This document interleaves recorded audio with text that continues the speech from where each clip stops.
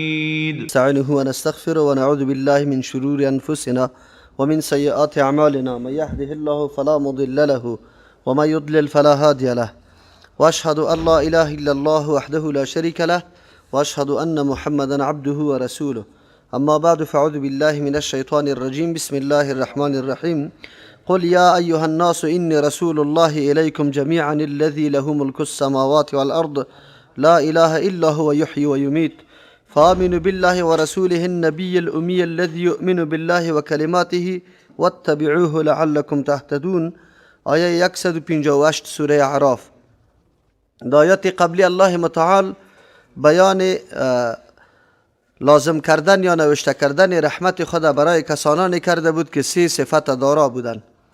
و 3 صفت کسانی بود که الله متعال بعدا واره به اوصاف یا مشخصاتشان برای ما معرفی کرد. و عبارت از تابعداری پیغمبر محمد صلی الله علیه و سلم، پیغمبر امی که مستدل است نبوتش توسط معجزه بزرگ، چرا که امی بود همچون معجزه بزرگ را پیش کرد که تا روز قیامت ادامه داره و همین معجزه خود گویاست و همچنانی معجزه جهانی است. قرآن کریم تنها معجزه حسی نیست بلکه معجزه معنوی هم است. سر روح و جان هر انسان تاثیر بسزای داره. حتی آهنگ و صدای قرآن کریم هم سبب تاثیر بالای کفار هم میشه. بس اوقات یک زن چینی صرف به خاطر آهنگ یا صدای قرآن ایمان آورد، به خاطر که گفتی صدا مثل صدای دیگه از امور دنیا واره نبوده. در اینجا در این آیتی که فعلا با شما میخوانیم، الله متعال وجوه دیگری برای عقیده داشتن به پیغمبر علیه السلام بیان میکنه و اشاره به این میکنه که همه نظام های دیگری که داد از این میزنه که ما به ادیان آسمانی عقیده داریم یا ما به پیغمبران خود عقیده داریم، او را رد میکنه، چرا که آخرین پیغمبر محمد صلی الله علیه و سلم آمده و این پیغمبر جهانی است. این خصوصیت و فضیلتی است که الله متعال برای پیغمبر صلی الله علیه و سلم نصیب کرده. در یک حدیث مشهور پیغمبر علیه السلام میگه که الله تعالی مرا به چند چیز خصوصیت داره. یک خصوصیت داده، یکی خصوصیتش این نمیسته که نبوت ازی عام است، برای کل مخلوقات تا روز قیامت است. انبیای دیگه برای قومای خود مکلف بودن که احکام الله را برسانه و پیغمبران یک قوم بودن. غنیمت برای پیغمبر صلی الله علیه و سلم حلال شده، در حالی که امتای سابقه غنیمت در سر بلندی میماندن تا که اگر او عملشان مقبول به نزد الله می بود آتش از آسمان پایین میشد، غنیمت می خورد. اگر نمی بود امو قسم باقی میماند تا که حیوانات و درنده های چیزا او را می خورد، خودشان حق استعمال غنیمت نداشتند. الله متعال تمام زمین مسجد و پاکی برای امت پیغمبر مقرر کرده. نماز در هر جا میشه. معنای نماز در جا شدن است که اگر یک انسان در جاهای دوری دشت و بیابان هم قرار داره، ضرور نیست که حتما خود در مسجد برسانه، بلکه در اونجا نماز خود خوانده میتونه. و همچنان روی زمین برایش پاکی است. مسئله تیمم است که اگر آب پیدا نمیشه، روی زمین برای از ما سبب پاکی است. دیگه پیغمبر علیه السلام در حدیث میفرمه که دیگه پیغمبران دشمنایشان اینقدر رعب نداشتن، لیکن دشمن ما از ما رعب داره. واقعا ما موتور بوده و دیگه دعای خود در آخرت نگاه کردیم که در روز قیامت سبب شفاعت بسیار از امت خود میکنه. این خصوصیت ها یا فضیلت های است که پیغمبر علیه السلام در حدیث بیان میکنه. یکیش عمومیت نبوتش است. در اینجا الله متعال دعوت به بشریت به این میده، قل بگوی پیغمبر علیه السلام یا ایها الناس انی رسول الله الیکم جمیعا. یا آیت دلیل صریح بالای نبوت عمومیش است، اگرچه دیگه آیاتام خیلی زیاد است در این مورد که عمومیت پیغمبر علیه السلام بیان میکنه، اما این خیلی صریح است چرا که کلی بشریت خطاب است. و بعد از میگه انی رسول الله الیکم، من مکلف هستم که احکام الله را برای شما برسانم، چرا که رسول هستم. و رسول همیشه دعوت میده، دعوت به امور میده که او پیغمبر قط خود آورده. اولین چیزی که پیغمبر دعوت داده مسئله توحید است. در جمیعه اشاره به این میکنه که هیچ کسی مستثنا در اینجا نیست، کلگی مخاطب پیغمبر است. از او خاطر اگر کسی در این دنیا موجود باشه، رسول الله صلی الله علیه و سلم پیغمبرش است. اگر خضر علیه السلام هم موجود باشه در دنیا، پیغمبرش است. باید بیا با امرای رسول الله در جهادا شریک شوه، نصرت و امدادش بکنه، چرا پیش گفت و عزروه و نصروه. متقین و مردمایی هستند که پیغمبر نصرت میکنه، حمایت میکنه. چطور شده میتونه که خضر علیه السلام زنده باشه و باز نصرت پیغمبر صلی الله علیه و سلم نکنه؟ این گپ صحیح نیست، چرا که اینجا جمیعا گفته، هیچ کس مستثنا نکرده. الذی له ملک السماوات والارض. ما پیغمبر الله هستم که او مالک است، او ذاتی که برای اختصاص داره برای از او پادشاهی آسمان ها و زمین. تمام تصرفات و انقلابات و تغییراتی که در کائنات، اگر در زمین است اگر در آسمان است، در زیر اراده و فرمان الله متعال است. این در زیر اراده و فرمان شاید و شمشیره یا قطبا و غوثا نیست، بلکه در اختیار الله متعال است. کلام الله است. لا اله الا هو، نیست معبودی بر حق یا قابل پرستش و بندگی غیر از الله متعال. کسی دیگر لیاقت بندگی را نداره. چرا؟ دلیل امرش داره، یحیی و یمیت. چرا؟ او زنده میکنه و او میمیرانه. پس وقتی که پیغمبر از جانب ذات باشه که او مالک و متصرف کل کائنات است، زندگی و مرگ هر انسان تعلق به او داره، یقینا هم عبادت حق از اوست، هیچ کسی دیگری حق نداره. به خاطر که هر دو صفت ده هیچ کسی دیگری پیدا نمیشه، نه ده ملک، نه ده پیغمبر، نه ده ولی، نه ده هیچ کس. نه هیچ کسی دیگه اختیارداری آسمان و زمین است و نه مرگ و زندگی ده اختیار از واست. صفتای خصوصی الله متعال است. دلیل بالای عزیز است که عبادت حق الله متعال است. پس وقتی پیغمبر این طور ذات روان کرده، الله تاییدش هم میکنه و دعوت پیغمبر حق بوده، چرا که الله متعال خود بری پیغمبر فرموده. آلی از او خاطر الله دعوت میده، فآمنوا بالله، ایمان بیاری به الله متعال.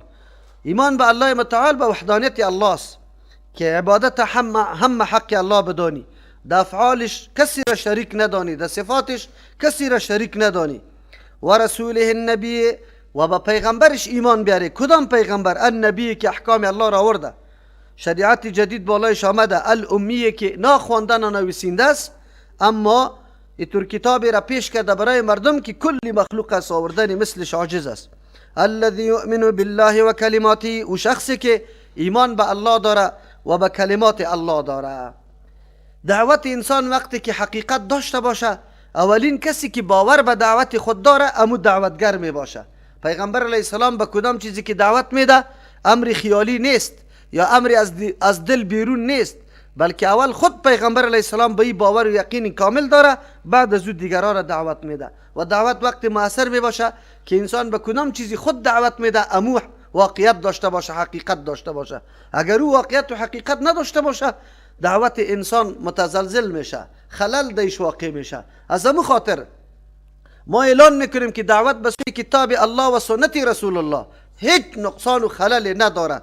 در هر زمان، در هر تاریخ پا بر جا و مستقیم استاده است. اما دعوت به رأی یک انسان، به فکر یک انسان، گاهی هم کسی ذمه‌واری کردن نمیتونه که درست است و واقعیت داره، چرا که در اونجا حتما خلل و نقصان پیدا میشه.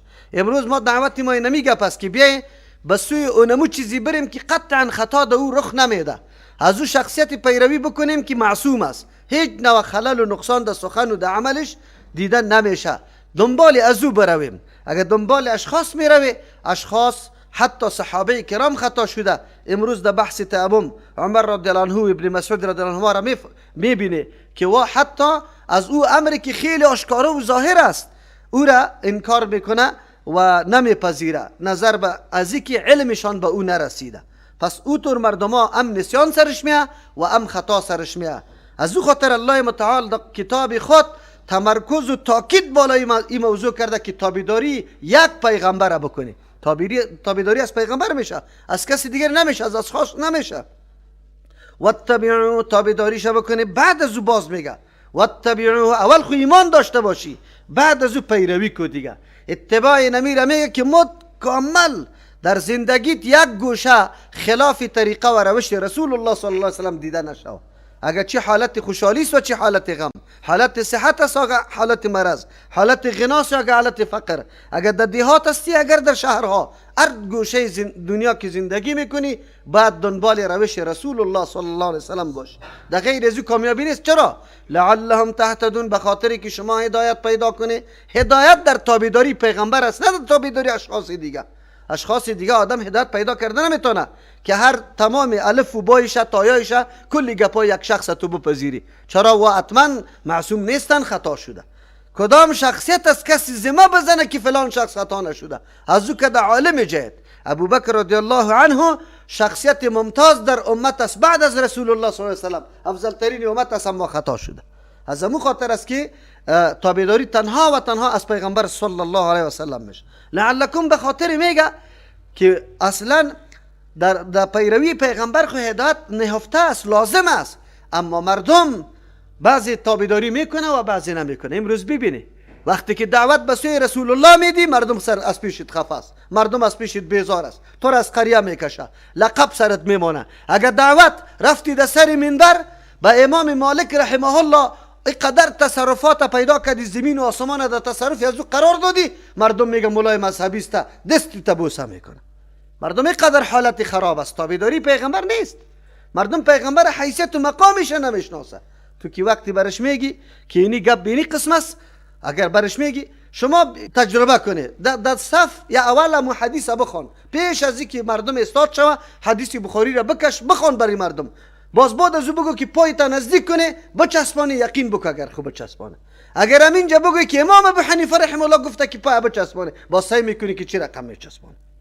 علت این همینجاست. فرق تابعداری را نمیگه، مردم میگه نه اینطور نیست، اینطور نیست. مردم یک دفعه تو آزمایش کو، ترازو تول کو که کدام طرف روان است. دل ما میسوزه به خاطر ازی که ما اگر علما را دوست داریم، به خاطر رسول الله دوست داریم که او چی را روش از او را برای ما تعلیم میده، برای ما روشن ساخته. اگر هر کسی دوستی ما به مبنای کیست؟ محبت الله و رسول الله است، نه به خاطر عزیز. اما مردم نمیفهمه. و من قوم موسی امه یهدون بالحق. قرآن کریم کتاب عدالت است. خط بطلان سر کلگی نمیکشه که اکثریت مردم یهود دشمنی کرده، حالی یک خط بکشه که کلش نمیگه. یک نفر در بینشان یقینا حق قبول کرده، انابت داره، عبدالله ابن سلام رضی الله عنه، به مثل از کعب احبار، وهب ابن منبه، یا کلش علماء یهود بودن، اما دین پذیرفتن، حقیقت درک کردن. قرآن ستایش میکنه. و من قوم موسی، از قوم موسی علیه السلام امتون یک جماعت و طایفه است، یهدون بالحق که و هدایت یافته هستند، یعنی روان هستند به حق، پشت حق میگردن، دین نمیگرده. بسیار یک درس عظیم است.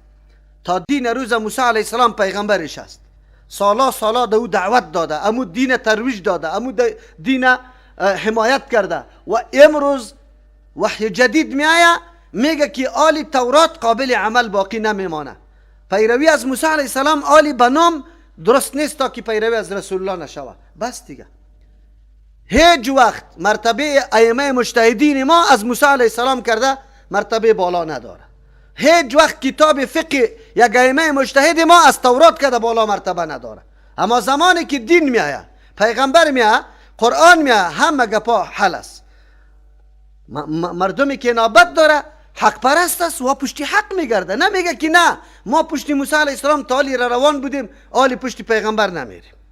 چرا ما دین خدا باطل اعلان کنیم؟ چی؟ اینطور نمیگه. قرآن ستایش را میکنه.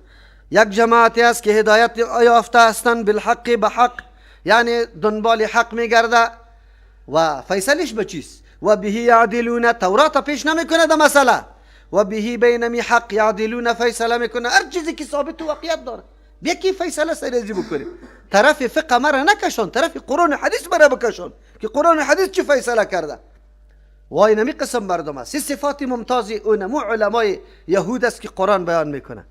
و قطعناهم، بله گروه طایفه شدن برای تنظیم امور زندگی است، نه برای جدا شدن. دل شدن، تقسیمات شدن برای تنظیم امور زندگی است. این کدام ناحیه است، این کدام ناحیه، این کدام کوچه، این کدام ساحه. قرآن خود میگه که ما پیدا کردیم چی را؟ انسانه، در بینشان مذکر و مؤنث گردانیدیم به خاطر ازی که چی شون؟ در بین خود تعارف پیدا بکنه. برای جدایی نیست. جدایی باید نبیه، اما امروز تفرق برای جدایی است. یکی پشت دیگر نماز نمیخواد، یکی دیگر لعنت میگه، یکی دیگر بد میگه، یکی دیگر جهنمی میگه. این گپ است. اختلاف مذاهب سبب از این نبود. اختلاف مذاهب سبب تنوع اجتهادات ائمه بودن که واقعا زحمت کشی کرده بودن، اما عالی مبدل به چی شده؟ فرقه واریت شده. تو نماز اینجا جماعت استاد، نفر اونجا برای خود علیحده نماز میخونه، قید تو در جماعت شریک نمیشه. از این که ظلم صریح کدام است؟ کافر خو نیست. و قطعناهم 12 اسباطا، ما جدا جدا کردیم امی بنی اسرائیل 12 اسباطا، 12 طایفه. چرا که اولاد چیسته از پدر 12 اولاد بود. امما جماعت شدن. ایره برای از یکی دیگه خود رد نکنن، برای تنظیم امور زندگی. مثل که وزارت بخشای خود جدا میکنه، مکتب صنفای خود جدا میکنه، اینمی قسم برای از اینکه امور زندگی منظم شود. از همون خاطر است که در امور زندگی تنظیم بکار است.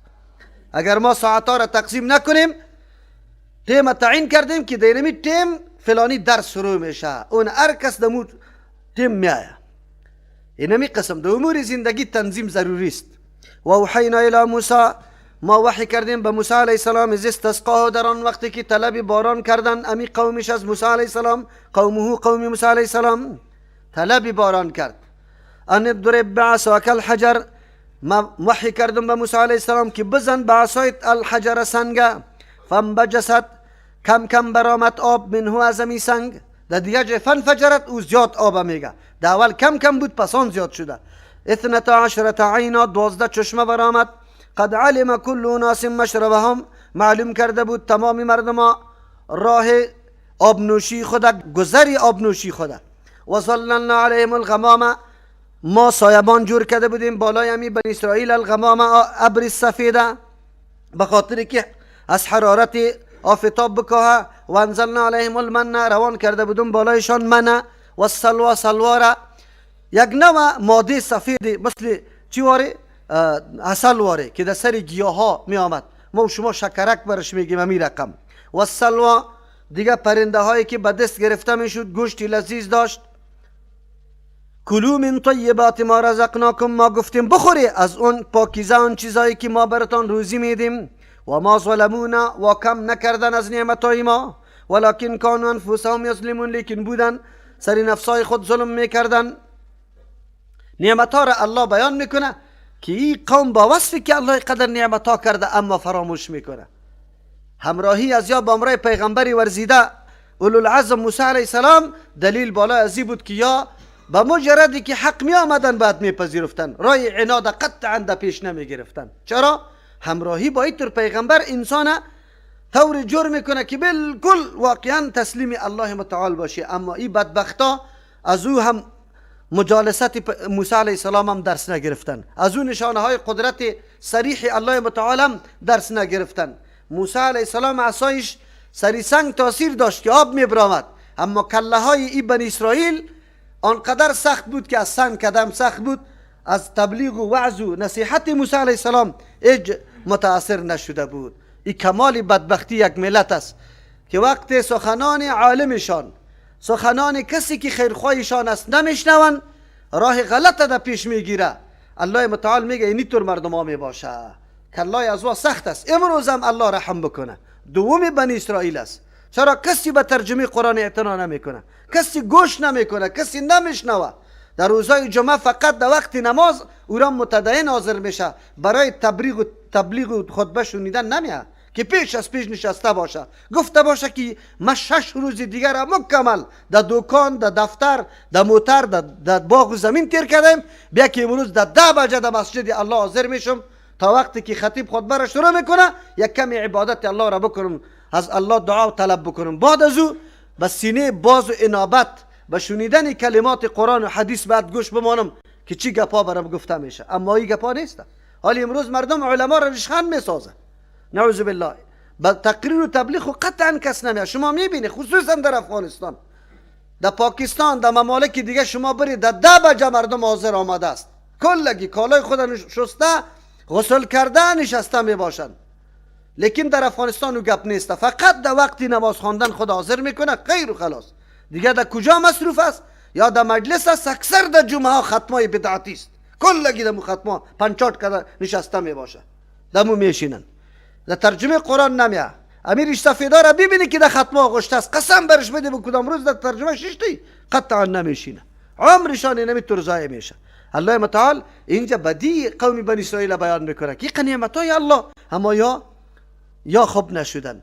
از موسی علیه السلام طلب باران کرده، در او زمانم طلب باران از پیغمبر میشد مثل که از محمد رسول الله طلب باران شده. اما با چی رقم؟ قوم بنی اسرائیل تو نششته که دستا بالا کرده باشه و گفته باشه که یا الله برای موسی علیه السلام سر ما باران کن. نه، پیش زنده میایه طلب دعا میکنه.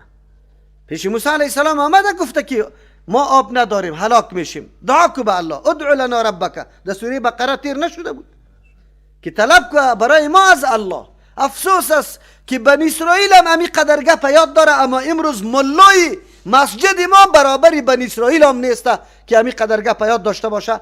کل نزاع خود سری توسل به ذوات فاضله عمر خود دمی تیر میکنه که هسته یا نیسته، هسته یا نیسته. او بگه یک نفر برای من زنگ زده بود، من قطعا مناظره دارم. من گفتم ده چی؟ گفت ده توسل. من گفتم برادرم ده توسل قطعا مناظره ندارم.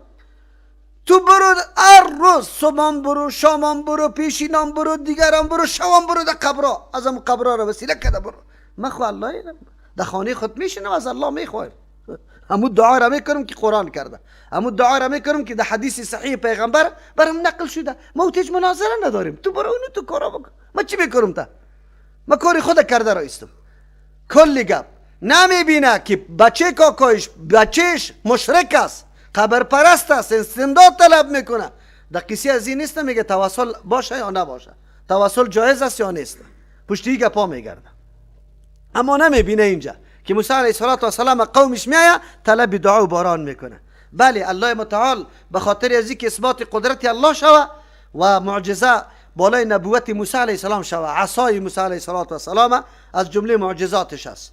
هر امر توسط ازی تکمیل میشه، اما الله امر میکنه. از این خاطر میگه و اوحینا الی موسی ان اضرب بعصاک الحجر. میگه به سنگ موسی علیه السلام الله امر میکنه، در اختیار خودی موسی علیه السلام نیست. اگر در اختیارش بود الله بدون وحی بعد خودش عصا را در زمین طور میکاوید که آب میبرامد، لیکن نه، الله از سنگ سخت میزنه که 12 چشمه میبراه. اینی را تنظیم امور میگه. 12 چشمه است، هر کس بری خود علایده امو چیزیایش چی میشن، وقت ضایع نشوه، مردم تنظیم زندگیش برابر باشه. سنگ میزنه موسی علیه السلام، چشمه آب میبراه. افسوس است که در مجلس موسی علیه السلام سالا مردم تیر کرده اما آب از پیششان نمیبراه.